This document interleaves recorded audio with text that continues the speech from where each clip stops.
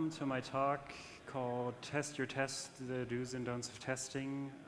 My name is Kurt Willis. I also go by the name FaZe. I work at Trail of Bits, and I'm a security engineer and researcher. And at Trail of Bits, we work with some of the industry's leading experts, and we focus on code reviews and security reviews. And you might know us from some of our program analysis and fuzzing tools, such as Slither, Caracal, Echidna, and Medusa. And yeah, let's get into it. So as a short overview for this talk, I'll be giving some of the motivation for this topic, then I'll mainly dive into some examples of testing gone bad. I'll talk about exploring various strategies that you can implement for testing, and conclude with some takeaways. So first off, let's talk about the role of testing. Why do we test? I think it's quite clear in the blockchain space, where you have mission-critical systems and millions at risk. For one, we want to identify bugs and faults. As another, with like more automated testing, we can also show that invariants hold in our system with stateful fuzzing, for example. We also can make sure that our contract adheres to some sort of spec, and we can share those tests, like fuzz tests, unit tests, and apply them to different contracts, and make sure that the spec is adhered to. Overall, we want to build up confidence and trust in the performance of our code, that it does exactly what it's supposed to do, or what we intend it to do for.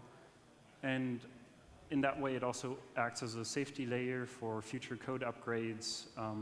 If we inadvertently introduce any kind of bug, we want our tests to be so specific that they only allow a certain kind of behavior, and our tests should actually highlight that bug and find it, hopefully. But here we're going to be talking about what happens in the case that your tests don't catch that bug. And I want to make one thing clear here, and that is that no testing method is foolproof.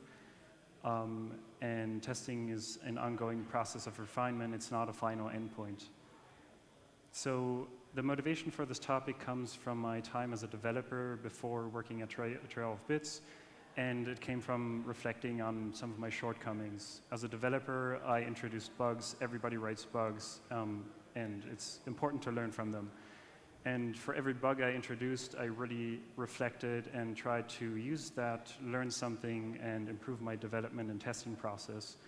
This also ultimately was a driver for becoming more security-oriented and led me to where I am today. And I want to highlight one specific example, and that was when I was working on ERC 721A. I had an idea for improvement, and this kind of stood out. Just very short, if you don't know how ERC 721A works, it's an optimization to ERC 721, and it works by deferring costly storage operations at a time of high gas costs, so during the minting, to a later time of low gas costs in subsequent transfers. And it does this by keeping implicit ownership data in the contract, and it makes it explicit when it needs to be. My idea was to save gas on all future transfers, because I saw that this check was being done on every transfer, and you could simply store a boolean in the same slot. Long story short, ERC 721 is a pretty simple contract, but this highlights that there is some intricacies if you want to optimize it to a certain degree. And I would describe my development and testing approach at the time as very test-driven. I was heavily leaning on tests. I was becoming guided through my tests. Sometimes I wrote my tests before actually writing the implementation, and my idea was that sufficient testing will uncover all flaws. Also, I had this notion of quality through quantity, right? Just imagine as many scenarios as you can, and that should allow your contract only to have one certain behavior. And this is good, but in that process, I lost sight of the bigger picture. And this was detrimental, because the way I tested this functionality when I wrote the code was I just thought of any kind of edge case I could think of, any kind of scenario. I wrote unit tests, and I came up with these tests, and these were in addition to Soulmate's standard unit tests and fuzz tests. And yeah, imagine my surprise when I got this comment highlighting that there was a bug in my implementation, right? My first reaction was like, how could this happen? I wrote all these tests and still a bug kind of slipped through the cracks of these. So what I did was I created another test which caught this case. It was failing. Then I applied a patch and I made sure all the tests pass, and that was great, except for not quite, because in doing so, I actually introduced another bug. And I quickly caught this, but still it was a moment of shock for me because yeah, I was being too confident in my testing and I was not giving the nuances of the implementation enough care. So here it might be hard to point a finger at what I should have exactly been doing better. But one thing that stood out was that I was basically lacking a systematic testing approach, and I was missing any kind of structure for my test, right? I was just thinking of random scenarios. And in doing so, I was missing important edge cases that were due to the nuances of the implementation here. Something also that I was doing is I was testing multiple things at once in a test, and it just kind of highlighted the unstructured approach there. Also, I think in the end, what would have given me the most bang for my buck would have been to have like very expressive and meaningful fuzz tests, allowing like all these arbitrary actors and transfers. And one thing that I learned here was that 100% code line and branch coverage does not mean that you've covered 100% of all possible states. And that's an important lesson that I learned here. All this is to say that good testing is quite hard, a good and effective testing. And instead of focusing on that example, I want to show some other examples that are perhaps a bit simpler. So here is the simple example of testing WOD conversions, right? We have a function that converts to and from WOD units, simple multiplication and division, and we have a test for it. And in that test, we just make a round trip, right? We convert to and from WOD units. We expect the result to be the same. And we also have a check in there for overflow. If we pass a certain threshold, then we expect this overflow to happen. So does anybody see anything that is wrong with this test? If we run the fuzzer, we see we can run it for 10,000 runs. We see it passes. Anyone?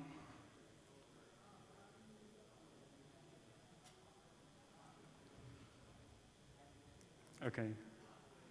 Well, I'll dissolve it, and that is that we have an incorrect boundary check in here. The fuzzer, or we can actually test this by creating a unit test that calls the fuzz function with a very specific value, and that is that boundary point.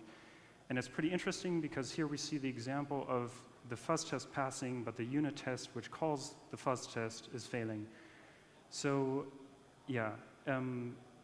Yeah, there it's highlighted the greater equal should have been an equal, greater symbol. And the point of this is being know your tool. Understand your tool, know its limitations, its strengths and weaknesses. So in this case, it was just simply fuzzing any kind of random U in 256, and actually hitting that boundary point is improbable. It's not going to happen, right? Unless you perform some kind of static analysis on it.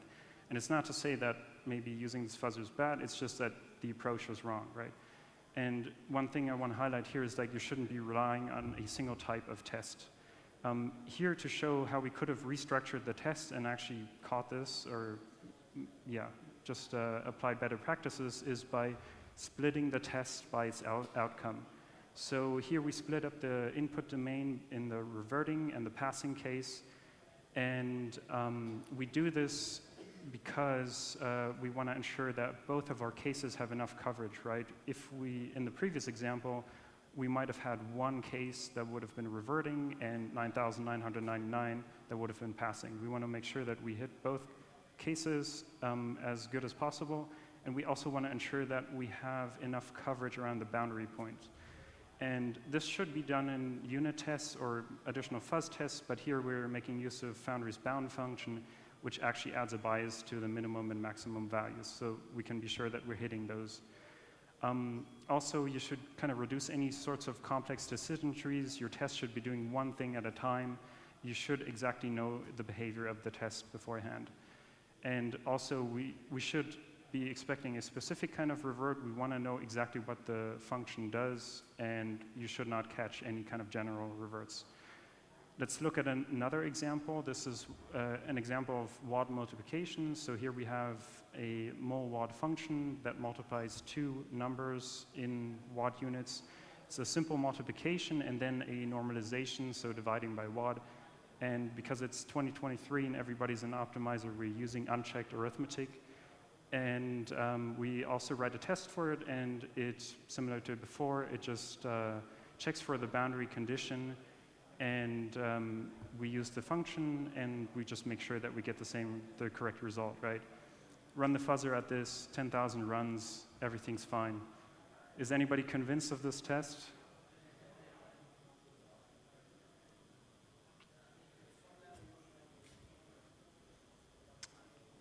So here we have a incorrect Boolean operator. We had an OR where we should have had an AND. And it's like impossible for the fuzzer to catch this because we simply copied a incorrect precondition, copied it into our test.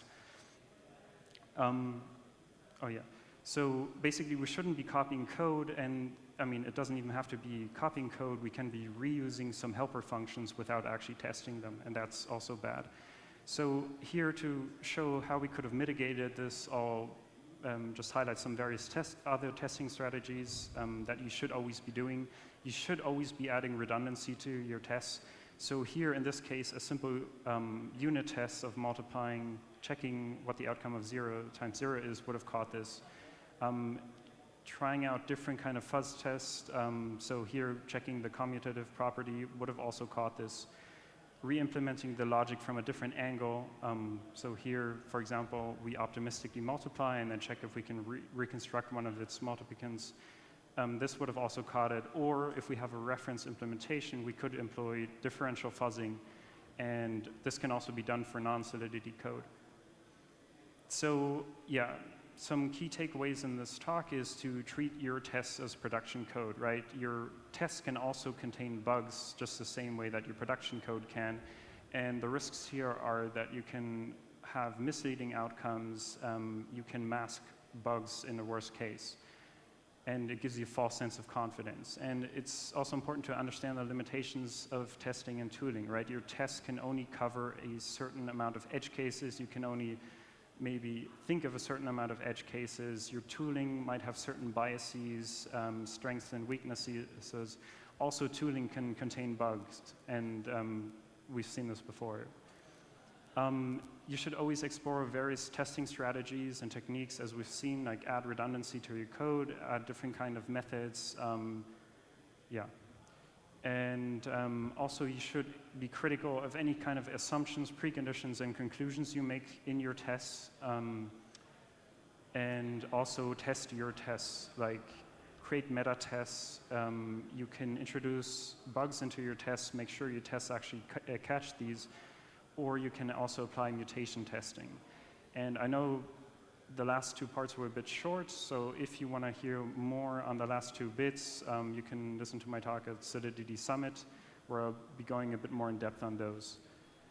So yeah, there's also a full-length blog post available that you can read through, and it has a few more examples that you can also go through yourself and see if you would have caught the bug. And yeah, are there any questions?